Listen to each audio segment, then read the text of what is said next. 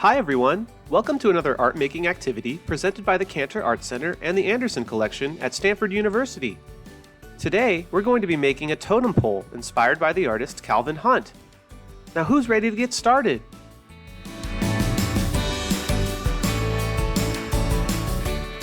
For today's activity, we'll need paint,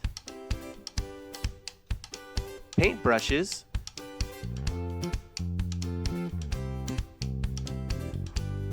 an egg carton, scissors, water,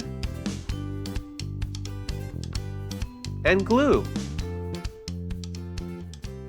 While you gather your supplies, let's visit the Cantor Art Center where we can find Calvin Hunt's carved house posts and lintel, which we'll use for today's inspiration. Here's our art educator Ula to tell us about the artwork.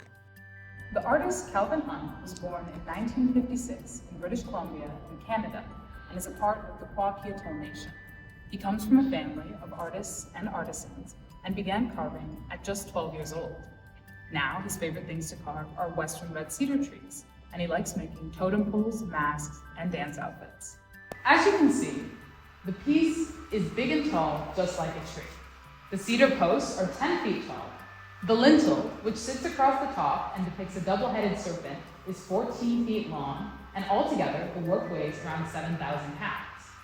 That means it's about the same height as a small giraffe and weighs just as much as a large hippopotamus.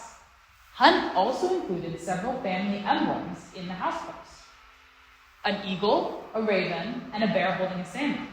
What other figures can you see?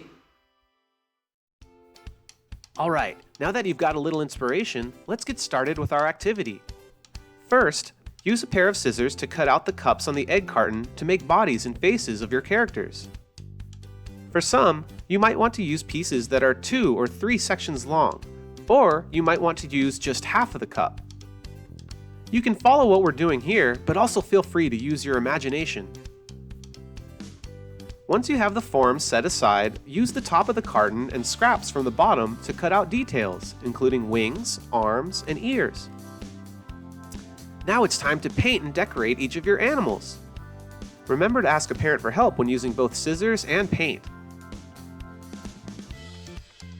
Paint them to your liking. Use a lot or a little color. Be true to your vision. Make sure that you leave enough room at the top and bottom of each of the bodies for them to be stacked on top of one another. Then, glue the bodies, heads, and extra pieces together.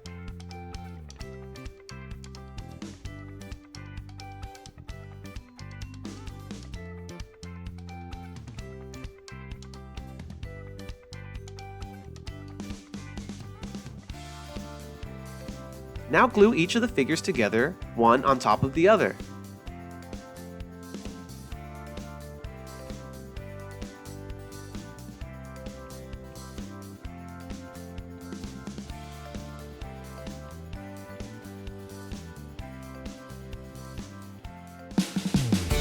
Hooray, we did it! Do you like what we created today?